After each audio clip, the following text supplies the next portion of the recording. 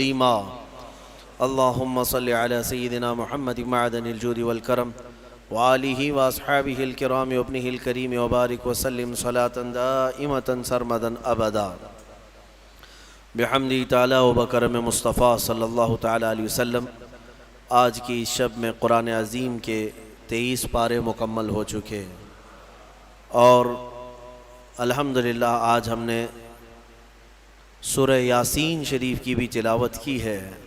اللہ کے حبیب صلی اللہ تعالیٰ علیہ وسلم نے ارشاد فرمایا لِكُلِّ شَيْءٍ قَلْبٌ وَقَلْبُ الْقُرْآنِ یاسین، ہر چیز کا ایک دل ہوتا ہے اور قرآن کا دل سورہ یاسین ہے۔ اسی سے آپ اندازہ کریں جس کو قرآن کا دل کہا گیا ہے اس کی کیا اہمیت ہوگی۔ سورہ یاسین کے بڑے فضائل ہیں، احادیث سے بھی وارد ہیں، بزرگوں نے تجربات میں بھی لکھا ہے۔ یاسین مبارک قرآن پاک کا ایک مغز ہے۔ دل کا مطلب تو آپ جانتے ہیں کہ دل جو ہے پورے جسم کے اعضاء میں بادشاہ کی حیثیت رکھتا ہے۔ تو قرآن پاک میں سورہ یاسین، آپ کو معلوم ہونا چاہیے ہجرت کی رات جب رسول کریم صلی اللہ علیہ وسلم اپنے گھر سے نکل کر مدینے کی طرف جا رہے تھے اور آپ کے گھر کے اطراف مکہ کے کفار و مشرکین محاصرہ کر کے قتل کے ارادے سے کھڑے تھے۔ اس رات کو حضور پاک صلی اللہ تعالیٰ علیہ وسلم کے لبوں پر سورہ یاسین کی تلاوت تھی۔ آپ نے مٹی ہاتھ میں اٹھائی اور سورہ یاسین شریف کی تلاوت کرتے رہے اور اس مٹی کو یوں پھینک دیا یہ کہتے ہوئے کہ شاہت الوجوہ، تم سب کے چہرے برباد ہو جائیں۔ اور وہ مٹی اگرچہ ایک مٹھی بھر تھی لیکن جتنے لوگ کھڑے تھے سب کے چہروں اور ان کے ناکوں کے قریب گئی اور وہ بے جان سے ہو گئے اور اندھے ہو گئے۔ حضور پاک صلی اللہ تعالیٰ علیہ وسلم ان کے درمیان سے گزر کر کے گئے لیکن کوئی بھی آپ کو دیکھ نہ سکا۔ یاسین پاک اس رات کو بھی میرے آقا صلی اللہ تعالیٰ علیہ وسلم تلاوت کرتے رہے۔ اور پھر اس کے فضائل میں بتایا گیا ہے کہ اگر کبھی ایسی مصیبت آئی کہ اس کا کوئی حل نظر نہیں آتا تو سورہ یاسین کی تلاوت کثرت سے کرے، اللہ غیب سے اس کے لیے سبب پیدا فرمائے گا۔ اور اگر کبھی ایسی جگہ پر پھنس گیا جہاں اسے کھانے پینے کی کوئی چیز نہیں ملتی، بھوک کی شدت نے پریشان کر رکھا ہے، سورہ یاسین کی تلاوت کرے، اللہ اس کی بھوک کو کافی فرما دے گا۔ یعنی یہ غذا بھی ہے، شفا بھی ہے، دوا بھی ہے۔ اور سورہ یاسین شریف کے متعلق یہ بھی فرمایا گیا کہ اگر کہیں وہ راستہ بھٹک گیا جنگل میں، صحرا میں، سورہ یاسین شریف کی تلاوت کرے، اللہ اس کو سیدھا راستہ عطا فرمائے گا۔ اب یہ جب جنگل میں بھٹکنے اور صحرا میں بھٹکنے کے لیے سورہ یاسین کی تلاوت کا حکم دیا گیا کہ وہاں تمہیں راستہ مل جائے گا، میں کہتا ہوں پوری زندگی بھر پڑھتے رہو تاکہ اللہ تعالیٰ زندگی گزارنے کا بھی سیدھا راستہ اس کی برکت سے عطا کرے گا۔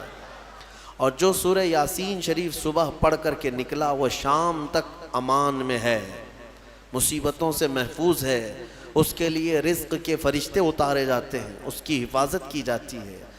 تو یاسین کے بڑی برکتیں ہیں سورہ یاسین میں۔ اللہ تبارک و تعالیٰ نے ان آیات بینات میں جو بیان فرمایا اس میں اللہ تعالیٰ فرماتا ہے یا حسرتن علی العباد، قیامت کے دن کے بارے میں کہ افسوس ہے بندوں پر، وہ بندے افسوس کریں گے ما یاتیہم من رسول الا کانوا بہ مستہزئین، یعنی جب کبھی ان کے پاس کوئی رسول آتا تو اس کا مذاق اڑاتے تھے، مذاق کرتے تھے رسولوں کے ساتھ، نبیوں کے ساتھ۔ ان لوگوں کی جو حشر ہوں گے نا وہ بہت سخت ہیں، قیامت کے دن بہت زیادہ سخت ان کے ساتھ معاملات ہوں گے۔ اللہ تعالیٰ فرماتا ہے الم یرو کم اہلکنا من قبلہم من القرون، کیا اس سے پہلے صدیوں پہلے ہم نے کتنی ایسی بستیاں ہیں جن کو ہلاک نہیں کیا ہے۔ بہت سارے لوگ رسولوں کا اور نبیوں کا مذاق کرنے کی وجہ سے ہلاک و برباد ہو گئے، ختم ہو گئے۔ پھر اللہ تبارک و تعالیٰ فرماتا ہے کہ عبرت پکڑو اے لوگو، رسول جو آتے ہیں وہ تمہیں بظاہر اگر یوں دیکھتے ہیں کہ وہ پیوند لگے کپڑے پہنتے ہیں، چھوٹے سے گھر میں رہتے ہیں، چھوٹی چھوٹی غذائیں کھاتے ہیں، یا فاقہ کشی کرتے ہیں تو اس کا مطلب یہ نہیں کہ وہ رسول یا نبی مجبور ہوتے ہیں، وہ تو فقر کو پسند کرتے ہیں اللہ کی بارگاہ میں، ورنہ ہر نبی اتنا صاحب اختیار ہوتا ہے کہ اگر وہ چاہے تو سونے کا پہاڑ اور چاندی کا پہاڑ اس کے ساتھ ہو، وہ سونے اور چاندی کے محلات میں رہے، لیکن اللہ کے نبیوں نے فقر کو پسند کیا ہے۔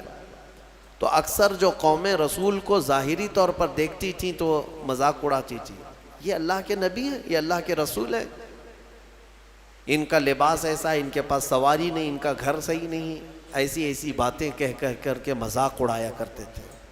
اللہ تبارک و تعالیٰ ان مستہزئین سے کوسوں دور ہمیں رکھے، اور مولا تعالیٰ اسی جماعتوں سے ہمیں محفوظ رکھے۔ اور قرآن پاک میں اللہ تعالیٰ یہ بھی فرماتا ہے، قیامت کے دن محشر کے میدان میں یہ کہا جائے گا وَامْتَازُوا الْيَوْمَ أَيُّهَا الْمُجْرِمُونَ، یہاں کہا جائے گا سارے لوگ ایک ساتھ کھڑے ہوں گے، پھر آرڈر آئے گا مجرم الگ ہو جائیں، اس میں سے جتنے لوگ مجرم ہیں وہ الگ ہو جائیں، ان کے چہرے بتا رہے ہوں گے اس دن، اور ان کو الگ کیا جائے گا، ان کو الگ کیا جائے گا مجرمین کو۔ کس بات کے مجرم؟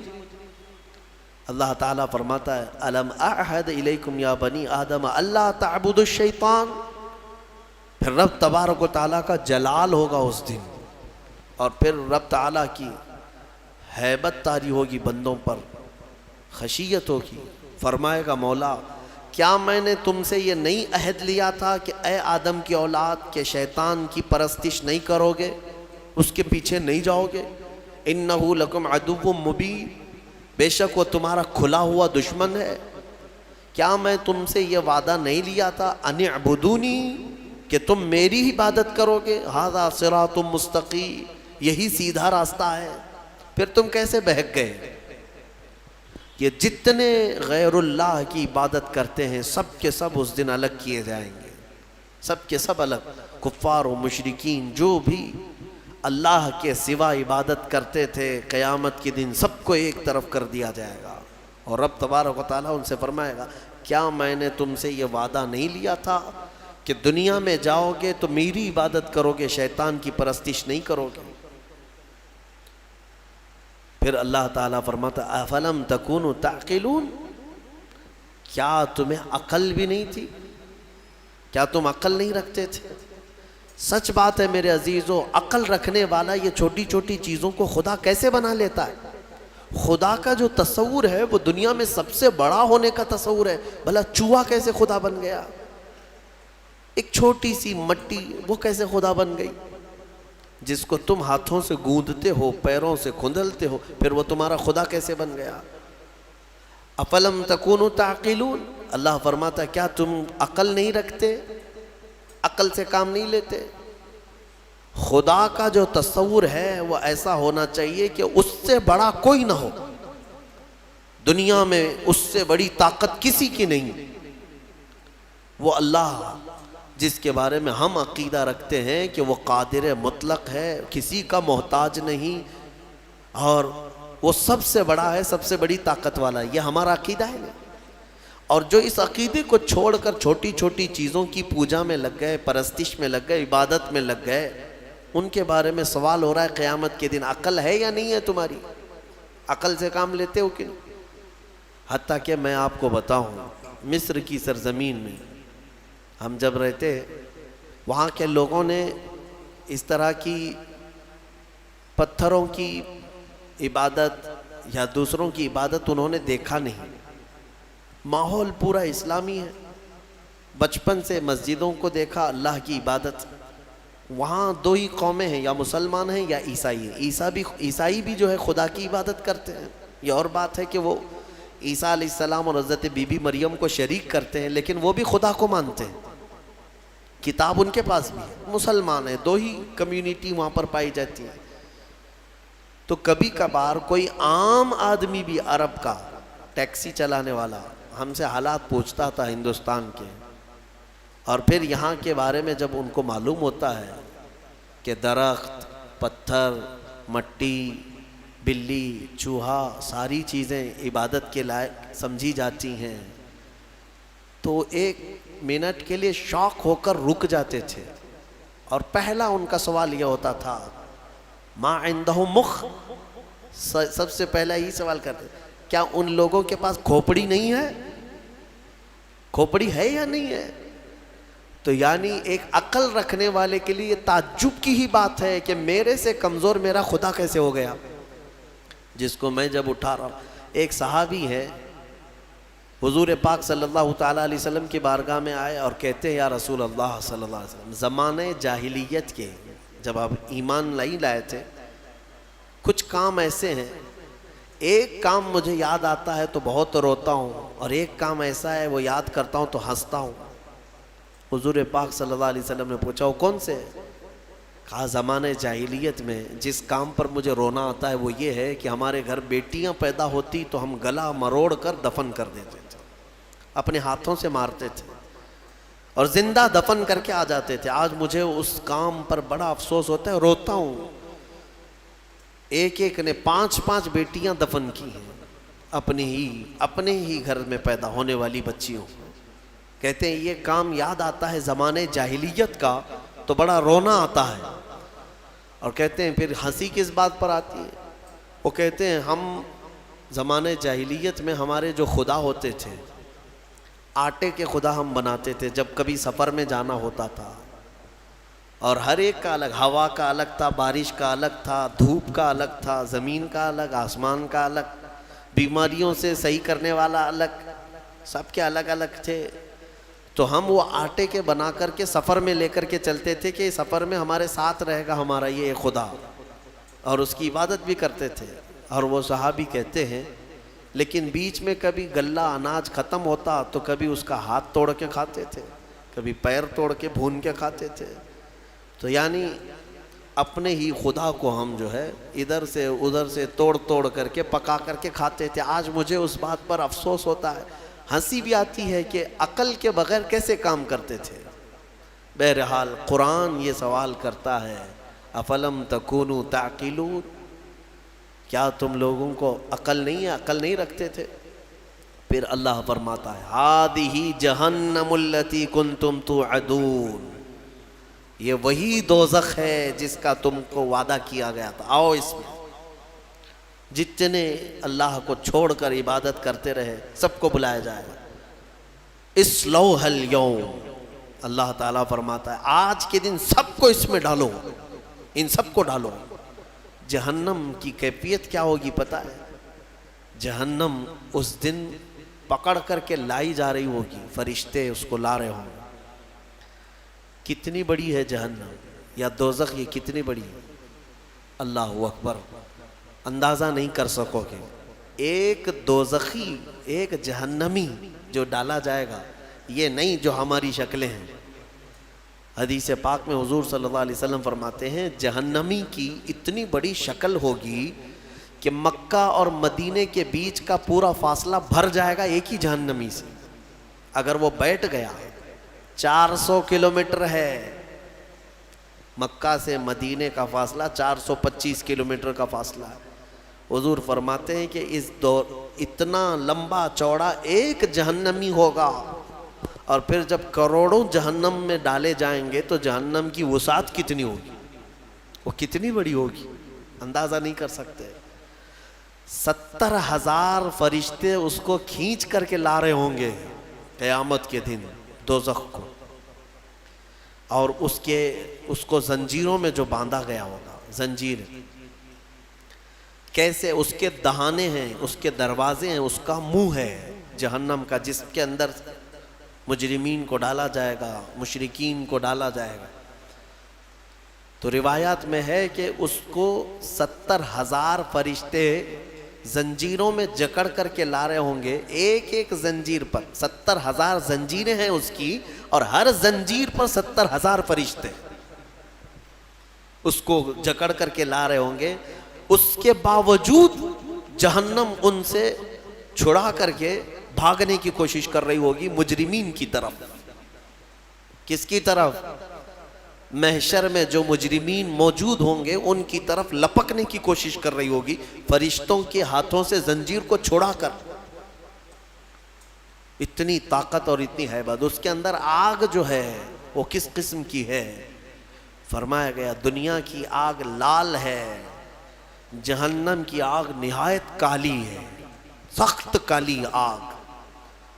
اتنی کالی آگ ہے کہ کچھ نظر نہیں آتا دوزخ کے اندر. اور رب تعالیٰ فرمائے گا اسلوھا اليوم، آج سب کو ڈالو اس میں، بما کنتم تکفرون، جو تم کفر کیا کرتے تھے. مجرمین کو پکڑا جا رہا ہوگا. اور جہنم کا حال کیا ہوگا میں بتاتا ہوں. وہ فرشتوں کے ہاتھوں سے چھٹپٹا رہی ہوگی، اچھل اچھل کر کے جا رہی ہوگی. اور کیا کہتی ہے جانتے ہیں؟ 26ویں پارے میں سورہ قاف میں رب تبارک و تعالیٰ فرماتا ہے مجرمین کو ڈالا جا رہا ہے، ڈالا جا رہا ہے، ڈالا جا رہا ہے. تو اللہ تعالیٰ اس سے پوچھے گا جہنم سے حلم تلأتی، بس پیٹ بھر گیا تیرا؟ جہنم کہتی وہ تقول حل من مزید، وہ کہے گی اے اللہ اور کچھ زیادہ ہو جائے، اور کچھ زیادہ ہو جائے، اور کچھ انسانوں کو ڈال. اس دن وہ پکارتی رہے گی اور میرے اندر ڈالا جائے، اور میرے اندر ڈالا جائے. اور جانتے ہیں جب اس کی آگ کم پڑنے لگ جائے، دھیمی ہونے لگ جائے، تو آگ بھڑکانے کے لیے انسانوں کو اور پتھروں کو گرایا جائے گا. اس کا ایندھن ہے. جیسے پیٹرول ڈالنے سے آگ بھڑک جاتی ہے، جہنم کی آگ انسانوں اور پتھروں کو ڈالتے ہی بھڑک جائے گی. یہ جہنم کی کیفیت ہے دوزخ کی. اور جہنم کا سب سے ہلکا عذاب کیا ہے؟ سب سے ہلکا، اگر کوئی چلا بھی گیا، تھوڑے سے گناہوں کی سزا بتا کر کے واپس آنے والا ہے، تو حدیث رسول میں ملتا ہے سب سے ہلکا عذاب یہ ہے کہ وہاں آگ کی جوتیاں پہنائی جائیں گی جس کی گرمی سے اس کا بھیجا کانوں سے باہر آ رہا ہوگا، پک پک کر کے ابل رہا ہوگا. یہ سب سے ہلکا عذاب جہنم کا. پھر جس کے بارے میں اللہ نے عذاب علیم کہا، عذاب عظیم کہا، عذاب مہین کہا، وہ کیسا عذاب ہوگا؟ عذاب علیم کا مطلب دردناک عذاب، عذاب عظیم کا مطلب بڑا عذاب، عذاب مہین کا مطلب ذلت والا عذاب. وہ کیسے عذاب ہوں گے واللہ بہتر جانے. جہنم کا خوف ایک مومن کے اندر خشیت پیدا کرتا ہے، اللہ سے ڈر پیدا کرتا ہے. تم ہلکے میں لیتے ہو اس چیز کو. ذرا موم بتی میں اپنی انگلی رکھ کر کے دکھانا، یا چولہے میں جا کر کے اپنا ہاتھ رکھ کر کے دکھانا، اگر چمڑی جل گئی تو 8 دن تک اس کی مرہم پٹی پہ لگ جائیں گے، ہا ہو کرتے رہیں گے. جلے ہوئے آدمی کو سکون کبھی نہیں. لیکن دوزخ میں جب ڈالا جائے گا، ایک بار چمڑی جل گئی تو ختم ہو جائے گا. ایک بار یہاں آگ میں جل گئے تو مر گئے، پھر کیا ہونا ہے. لیکن دوزخ میں ایسا نہیں کہ اب تم وہاں جب تک جلتے رہو گے موت نہیں آئے گی، موت ختم کر دی جائے گی. مرنا ایک ہی بار ہے انسان کو یہاں دنیا میں. پھر قیامت کے دن موت کو بھی اللہ تعالیٰ موت دے دے گا، ختم. اب نہ جنتی مرے گا نہ دوزخی مرے گا، کوئی مرنے والا نہیں ہے وہاں پر. دوزخ میں جو گئے چاہے وہ جتنے بھی عذابات آئیں موت نہیں آئے گی. یہی تو سب سے بڑا ٹینشن ہے وہاں پر. کفار و مشرکین مانگیں گے کہ موت دے دے ہم کو، لیکن موت نہیں آئے گی. اور جب چمڑی جلتی ہے تو لوگ یہ سمجھتے ہیں ایک بار جلے گی تو دوسری بار پھر کیا جلے گی، جلی ہوئی چیز کو کیا جلایا جائے گا. اللہ تعالیٰ فرماتا ہے کلما نضجت جلودہم بدلناہم جلودا غیرہا لیذوقوا العذاب. اللہ فرماتا ہے جب جب آگ سے پک جائے گی نا چمڑی، نضجت کہتے ہیں پھل کی طرح پک جانا، جو پل پلا ہوتا ہے پھل، چمڑی پیپ سے پک جائے گی، بھر جائے گی. اللہ فرماتا ہے جب جب دوزخ کی آگ کی وجہ سے تمہاری چمڑی پکے گی، اللہ فرماتا ہے ہم اس کے علاوہ دوسری چمڑی تمہیں پہنا دیں گے، نئی چمڑی ڈال دیں گے. بدلناہم جلودا غیرہا لیذوقوا العذاب، تاکہ عذاب کو چکھ سکو، نیا نیا عذاب چکھ سکو. حضرت کعب احبار رضی اللہ تعالیٰ عنہ اس آیت کی تفسیر میں فرماتے ہیں، ان سے پوچھا گیا کہ کتنی بار چمڑی بدلی جائے گی؟ وہ کہتے ہیں 1 گھنٹے میں 70 بار بدلی جائے گی. ہر گھنٹے میں 70 بار پورے جسم کی چمڑی بدلی جائے گی. سہنے کی طاقت ہے کسی کے اندر؟ برداشت کرنے کی طاقت ہے؟ اسی لیے مجھے وہ دعا یاد آتی ہے، حضرت سفیان ثوری رو رو کر کے دعا کرتے تھے، بڑی پیاری دعا ہے. اللہ کی بارگاہ میں یوں کہتے تھے، الہی لست للفردوس اہلا، اے میرے مولا میں تیری فردوس بری میں جنت میں جانے کا اہل تو نہیں ہوں، میں تیری جنت میں جانے کے قابل تو ہوں نہیں، ولا اقوی علی نار الجحیم، اور نہ ہی میں تیرے دوزخ کے عذاب سہنے کی طاقت رکھتا ہوں. یہ بھی تو میرے اندر طاقت نہیں ہے. مانا کہ جنت میں جانے کے جیسے اعمال نہیں ہیں، لیکن تیری دوزخ کا عذاب سہنے جیسی بھی طاقت نہیں ہے. اب بچا کیا ہے؟ فاغفر ذنوبی بفضل جودک یا اللہ، اے اللہ تو اپنے کرم سے اور اپنے فضل سے معاف کر دے تو بڑی بات ہے، باقی اعمال تو نہیں ہے.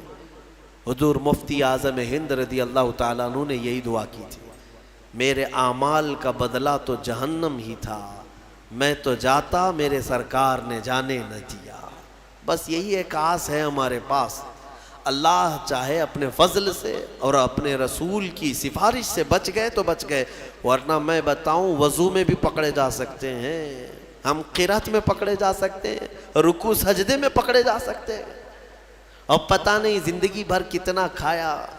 سب کا اگر حساب دینے پر آ جائیں، ہم نے چاول کتنا کھایا، روٹیاں کتنی کھائی ہیں، شکر کتنا کھایا ہے، اگر یہ سب حساب میں آئے، اس میں اگر کچھ دانے حرام کے چلے گئے تھے تو وہ حساب دیتے دیتے سالوں لگ جائیں.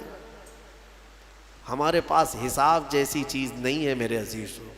اسی لیے وقت کا مجدد بریلی کا امام، جن کے پاس عبادت کے ذخیرے ہیں، پھر بھی اللہ کی بارگاہ میں روتے ہوئے یوں کہتے ہیں کہ کریم اپنے کرم کا صدقہ، لئیم بے قدر کو نہ شرما، تو اور رضا سے حساب لینا، رضا بھی کوئی حساب میں ہے. تو اے اللہ تو اتنی بڑی شان کا مالک، تو اور رضا سے حساب لینا، رضا بھی کوئی حساب میں ہے. اسی لیے اللہ تبارک و تعالیٰ کے فضل کی طرف، اس کے رحم کی طرف توجہ لگائے رکھو. سورہ یاسین میں مولا تبارک و تعالیٰ نے جو فرمایا، رونگٹے کھڑے ہو جاتے ہیں. آگے کی آیتیں اللہ فرماتا ہے، الیوم نختم علی افواہہم، آج کے دن ہم تمہارے منہ پر مہر لگا دیں گے، مہر لگا دیں گے. اس کا ترجمہ یہی ہے. اور رب تعالیٰ فرماتا ہے، وَتَشْهَدُ أَرْجُلُهُمْ بِمَا كَانُوا يَكْسِبُونَ، تمہارے پیر گواہی دیں گے تم کیا کیا کرتے تھے. اللہ تعالیٰ فرماتا ہے کہ ہم منہ پر مہر لگا دیں گے، سب بند. جھوٹ بولنے کی عادت ہے، ہیلے بہانے کرنے کی عادت ہے، ادھر ادھر کی باتیں اڑانے کی عادت ہے. تم کیا بولو گے قیامت کے دن؟ تمہارے ہاتھوں سے کہا جائے گا بولو یہ کیا کیا کرتا تھا.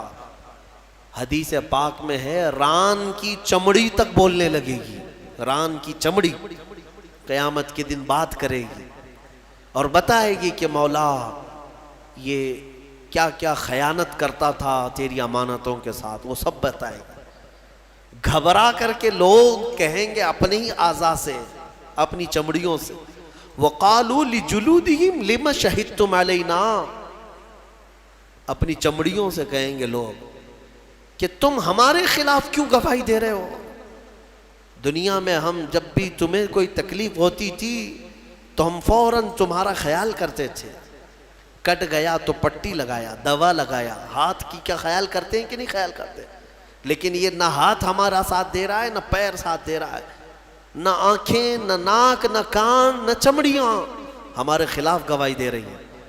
تو یہ کہیں گے قیامت کی، قالوا انطقنا اللہ الذی انطق کل شیء، وہ بولیں گے اس اللہ نے ہمیں بولنے کی طاقت آج دی ہے، جس نے سارے لوگوں کو ہر چیز کو بولنے کی طاقت دی، اسی نے آج ہمیں بولنے کی طاقت دی. تو نے اللہ کی نعمتوں کے ساتھ انصاف نہیں کیا، آج تیرے خلاف گواہی دی جائے گی. ڈرو اس دن سے، ڈرو. اسی لیے ہمیشہ قرآن نے بھی ڈرایا ہے. کس بات سے؟ اس دن سے ڈرو جس دن حساب کا ہوگا. 24ویں پارے میں ایک آیت ہے سورہ غافر کی، اللہ فرماتا ہے ایک آواز آئے گی اس دن، لمن الملک اليوم، آج کس کی بادشاہت ہے، آج کس کی بادشاہت ہے۔ دنیا میں اس کی جے جے کرتے رہتے تھے، قیامت کے دن پوچھا جائے گا کس کی بادشاہت ہے، سب چپ، کسی کی زبان سے کوئی بات نہیں آئی۔ پھر اللہ تعالیٰ کی طرف سے ہی آواز آئے گی، للہ الواحد القہار، آج ایک اللہ قہر کرنے والے کی حکومت ہے، قہار کی آج حکومت ہے۔ اللہ کے 99 صفات ہیں، وہ غفار بھی ہے، ستار بھی ہے، رحیم بھی ہے، کریم بھی ہے، لیکن قیامت کے دن مولا فرماتا ہے قہار ہے۔ قہار کسے کہتے ہیں؟ سخت پکڑ کرنے والا۔ پکارا جائے گا این الجبارون این المتکبرون، کہاں ہے وہ زمین میں جو گھمنڈ کرتے تھے، کہاں ہے وہ جو زمین میں دادا گیری کرتے تھے، بلائے جائے۔ قہار کے سامنے کس کی مجال ہے بات کرنے کی؟ تمہیں پتا ہے اللہ کے نبیوں کا حال یہ ہوگا، موسیٰ علیہ السلام جو جلیل القدر پیغمبر ہیں وہ تک کانپ رہے ہوں گے وہاں پر اللہ کے جلال سے۔ آدم علیہ السلام سے لے کر عیسیٰ علیہ السلام تک انبیاء کرام کہیں گے آج ہمیں بات کرنے کی جرات نہیں ہے اللہ کی بارگاہ، نبیوں کی بات کر رہا ہوں۔ ماں و شما چھوڑو، تم کس کے اس کے بھروسے پہ بیٹھے ہو؟ نبیوں کا حال یہ ہے کہ ہم بات نہیں کر سکیں گے آج۔ اس بھرے مجمع میں قرآن کہتا ہے سورہ نجم کی آیت، وَكَم مِّن مَلَكٍ فِي السَّمَاوَاتِ لَا تُغْنِي شَفَاعَتُهُمْ، آسمان میں کتنے بڑے بڑے فرشتے ایسے ہیں، اللہ فرماتا ہے ان کی سفارش کام نہیں آئے گی، ان کی کسی کی سفارش کام نہیں آئے گی، شیئن الا باذن اللہ، مگر اللہ جسے اجازت دے۔ اس بھرے مجمع میں ڈر اور خوف ایسا ہے کہ ایک نبی بھی بولنے کو تیار نہیں، ایک فرشتہ بھی بات کرنے کو تیار نہیں۔ مخلوق کے ہاں اس وقت اگر کوئی آواز گونجتی ہے تو وہ محمد الرسول اللہ کی ہے، وہ صرف اور صرف میرا آقا ہے، رسول کریم صلی اللہ تعالیٰ علیہ وسلم۔ اس لیے کہ اس بھرے مجمع میں اللہ کے حبیب صلی اللہ تعالیٰ علیہ وسلم ہی سفارش کر کے اللہ کے غضب کو ٹھنڈا کریں گے، اللہ کی ناراضگی کو کم کریں گے۔ وہ سجدے میں چلے جائیں گے تو سر نہیں اٹھائیں گے، مولا فرمائے گا اے محمد سر اٹھاؤ، آپ جس کی سفارش کریں گے قبول کی جائے۔ یہ ہے محشر کے میدان کی بات۔ بہرحال سورہ یاسین میں اللہ تعالیٰ فرماتا ہے کہ تمہارے منہ پر مہر لگا دی جائے گی، وَتُكَلِّمُنَا أَيْدِيهِمْ وَتَشْهَدُ أَرْجُلُهُمْ، تمہارے ہاتھ ہم سے بات کریں گے، تمہارے پیر گواہی دیں گے تم کیا کیا کرتے تھے۔ اور اللہ تعالیٰ فرماتا ہے وَلَوْ نَشَاءُ لَطَمَسْنَا عَلَىٰ أَعْيُنِهِمْ، اگر ہم چاہیں تو تمہارے چہروں پر یا تمہاری آنکھوں پر پوری طرح سلائیاں پھیر دی جائیں گی، بند کر دیا جائے گا، یہاں پر بھی دنیا میں۔ میرے عزیزو ایک آیت اس میں یہ بھی آئی ہے قرآن میں، وَمَن نُعَمِّرْهُ نُنَكِّسْهُ فِي الْخَلْقِ، سورہ یاسین کی آیت۔ اللہ فرماتا ہے ہم جس کو لمبی عمر دیتے ہیں اسے بچپن کی طرف لوٹا دیتے ہیں۔ حقیقت ہے جس کا بڑھاپا آیا سیم بچپن کی طرح واپس آ رہا ہے۔ تمہیں اندازہ بھی ہے، بچے کی کیفیت دیکھا ہے؟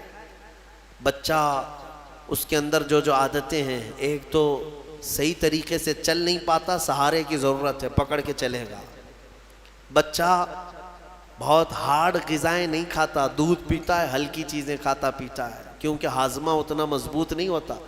بچہ بریانی، گوشت، یہ بڑی بڑی چیزیں نہیں کھا پائے گا، کیا کرے گا، ہاضمہ اتنا نہیں ہے۔ بچے کی کیفیت یہی ہے کہ پکڑ کر کے چلتا ہے۔ بچے کی کیفیت یہ ہے کہ ایک ہی چیز کو بار بار پوچھتا ہے، بھولتا ہے۔ سیم بڑھاپا جب آتا ہے تو واپس اسی کیفیت میں پلٹ جاتا ہے۔ بوڑھا بھی اب اکیلا نہیں چل پاتا، کسی کے سہارے کی ضرورت پڑتی ہے۔ پھر بوڑھاپا ہی ہے کہ اس کو ہر چیز بھولی جانے لگتی ہے، جیسے بچپن میں بار بار پوچھتا تھا، بڑھاپے میں بھی پوچھنے لگتا ہے، بھول جاتا ہے۔ بچپن میں جس طرح سے بچے کو بستر میں ہی پیشاب ہو جاتے، پخانے ہو جاتے ہیں، بڑھاپے میں بھی یہ حالتیں دیکھنے کو ملتی ہیں، کنٹرول میں نہیں رہتا پیشاب پخانا۔ بہت سارے بڑھاپے ایسے آتے ہیں کہ ان کا پیشاب نکلتا ہے، پخانے نکلتے ہیں، کیا کر سکتے ہیں؟ بچپن کی طرف لوٹا ہے۔ بچہ ہارڈ غذا نہیں کھا سکتا، بوڑھا بھی نہیں کھا سکتا۔ بڑھاپا آیا، بہت ساری چیزوں سے پرہیز ہے، سخت چیزیں بوڑھے کو نہیں چلیں گی، اب ہاضمہ کمزور ہو گیا ہے، شکر سے پرہیز، نمک سے پرہیز، گوشت سے پرہیز، بس ہلکی چیزوں پر وہ رہ گیا ہے۔ اور اللہ تعالیٰ فرماتا ہے ہم جس کو لمبی عمر دیتے ہیں اس کو بچپن کی طرف لوٹا دیتے ہیں۔ افلا یعقلون، تم اس چیز میں عقل نہیں رکھتے؟ تم سوچتے کیوں نہیں کہ تمہاری زندگی جہاں سے چلی تھی واپس پلٹ آئی ہے؟ میرے عزیزو، یہ دنیا بہت ہی شارٹ ہے، اس میں صرف اور صرف اپنے من کی مت ماننا۔ ہاں، لوگوں کو ایسا لگتا ہے کہ ہماری طبیعت جو چاہے وہ کر لینا، نہیں، میرا مولا جو چاہے وہ کرو، تو سکون یہاں پر بھی ہے، مرنے کے بعد بھی ہوگا انشاءاللہ، کیونکہ اللہ کی زمین پر آئے ہیں، اسی کی حکومت یہاں پر ہے، تو اسی کے مرضی کے مطابق چلنا یہ ایمان والے کی زندگی ہے۔ سورہ یاسین شریف کی برکتیں اللہ تعالی ہم سب کے سینوں پر عطا فرمائے۔ مولا کریم اس دنیا میں ہمیں اس کی رضا اور اس کے حبیب کی رضا کے مطابق جینے کی توفیق عطا فرمائے۔ سورہ صاد اور سورہ صافات کی بھی ہم نے تلاوت کی، اور سورہ زمر کی بھی مختصر بات یہ عرض کر دوں۔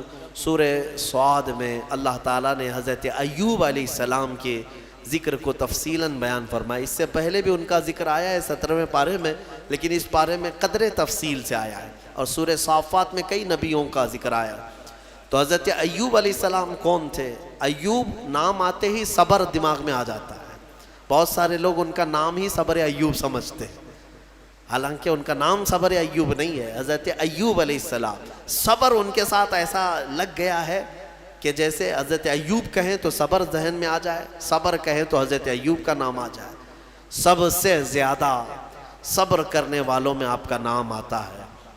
حضرت ایوب علیہ السلام اللہ تبارک و تعالیٰ کے ایک جلیل القدر پیغمبر ہے، نبی ہیں۔ اللہ نے آپ کو بے شمار دولت عطا کی تھی، اولاد، بیویاں، اس زمانے میں آپ کی شان و شوکت، بڑی جائیدادیں۔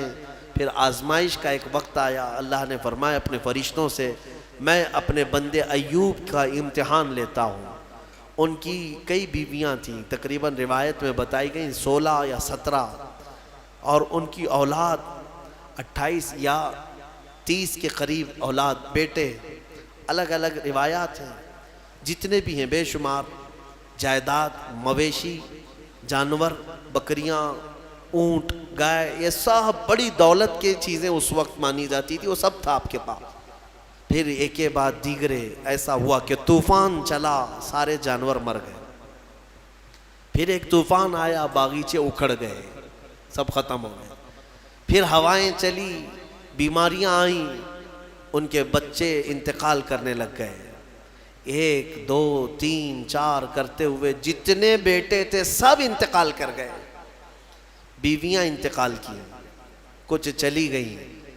اس طرح ہوتے ہوتے یہ جو 4 سال تک کا عرصہ چلتا رہا، یہ 4 سال آپ کی آزمائش، سخت ترین آزمائش ہے۔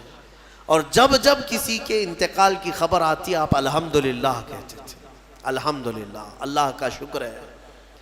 میرے عزیزو، یہ سننا آسان ہے، پریکٹیکل لائف میں پتہ چلے گا۔ گھر کا ایک فرد بھی چلا گیا، آدھا گھر اجڑ جاتا ہے۔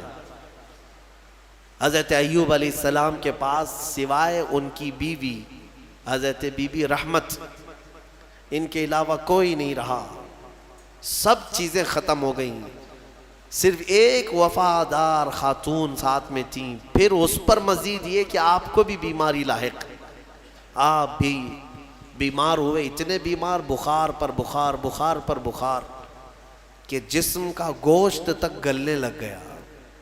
سوتے بستر پر تو چمڑی آپ کی بستر پر لگ جاتی، ایسی تکلیف آئی۔ اور ان حالات میں ایک وقت ایسا بھی آیا کہ آپ کی زبان کٹ گئی، زبان کے اندر دراڑیں پڑ گئی۔ لاسٹ چیز تھی، زبان سے ذکر الہی کرتے تھے، باقی سب چیزیں کمزور ہو گئی تھی۔ تب حضرت ایوب علیہ السلام رو پڑے اللہ کی بارگاہ میں، یوں عرض کیا ربی انی مسنی الضر وانت ارحم الراحمین، اے میرے مولا تکلیف مجھے پہنچی ہے لیکن تو سب سے زیادہ رحم کرنے والا ہے، یہ نہیں کہ مجھی کو کیوں، یہاں اتنے گناہ کر کے بیٹھے ہوئے ہیں اور بستر میں جا کر پھر بولتے ہیں اللہ مجھی کو کیوں کر رہا ہے، تیرے گناہوں کی وجہ سے اگر اللہ تعالیٰ دینے پر آئے کب کے مر جانا چاہیے تھا، اس رحمان نے تو بہت رحم کیا ہے۔ پھر لوگ یہ کہتے ہیں میرے ہی ساتھ ایسا کیوں ہو رہا ہے، مجھے کو ایسا کیوں ہو رہا ہے، میں نے کس کے ساتھ کیا کیا ہے؟ تم نے سب سے بڑا دھوکہ تو اللہ ہی کے ساتھ کیا ہے، اس کی پوری عبادتیں ہی نہیں کی، دوسروں کی بات میں چھوڑو، جس کی عبادت کے لیے آئے تھے وہی کمپلیٹ نہیں کیا اور پھر پوچھتے ہو میں نے کیا کیا ہے۔ اگر اللہ تبارک و تعالی عدل کرے، ایک نماز کے بدلے ایک ہاتھ چلا جائے تمہارا تو بچے گا کیا؟ جتنی نمازیں چھوڑے ہو، جتنے روزے چھوڑے ہو، جتنی زکوٰۃ دبائے ہو، کئی لوگوں کے کیا کیا فرائض باقی ہیں، ان سب کی پاداش میں اگر ہر چیز تمہاری ایک ایک نعمت چھین لی جائے تو جسم میں بچے گا کیا؟ کچھ نہیں بچے گا۔ حضرت ایوب علیہ السلام نے یہ نہیں کہا کہ میرے ہی ساتھ کیوں، نہیں، بلکہ مولا ہاں تکلیف پہنچی اس زبان کو جس سے میں تیرا ذکر کرتا، لیکن تو سب سے زیادہ رحم کرنے والا ہے، یہاں تک ہے۔ اب مسئلہ یہ ہے کہ حضرت بی بی رحمت جو ہے یہ ایک دن بازار گئی، وہاں شیطان جو ہے ایک حکیم کی شکل میں، ایک ڈاکٹر کی شکل میں دوائیاں بیچ رہا تھا اور بلا رہا تھا کہ میرے پاس ہر مرض کا علاج ہے۔ خاتون تھی، دوڑی دوڑی چلی گئی اور اپنے شوہر کی بیماری بتائی کہ میرے شوہر ایسے ایسے بیمار ہیں، کیا علاج ہوگا؟ ابلیس تھا، شیطان تھا، وہ داؤ عورتوں پر جلدی چلاتا ہے اور عورتیں جلدی ہی شیطان کے چکر میں پھنستی بھی ہیں۔ تو ابلیس نے کہا کہ چٹکی بھر میں تیرے شوہر کو صحیح کر دوں گا، وہ تو میرے بہت آسان کام ہے میرے لیے۔ کہا کہ اجرت کیا لوگے؟